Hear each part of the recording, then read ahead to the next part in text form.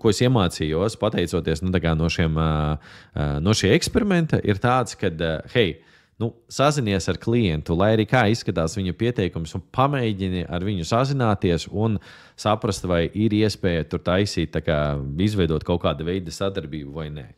Nākamais, nu, ja tu gribi būt priekšā vidējam uzņēmējam, kas reklamējās online, nu, sazinies ātrāk par 10 stundām. 10 stundas, manuprāt, ir milzīgs laika posms, kurā sazināties, pat ja tu esi tā kā solo uzņēmējs, un tu dari visu, vai varbūt 80% priekš savu uzņēmumu. Man liekas, ka ielikt vienkārši bloku, lai sazināties ar visiem klientiem reizi dienā, vai varbūt 2 reizes dienā no rīta un vakarā, perfekti ar to ir pietiekams, un ja tev ir pārdošanas komanda un arī kāds cilvēks, kas specifiski ar to nodarbojās, tad saziņa tūlītēji ar klientu, tur stundas laikā vai pusstundas laikā noteikti radīs foršu pirmo iespēju tā kā klientiem.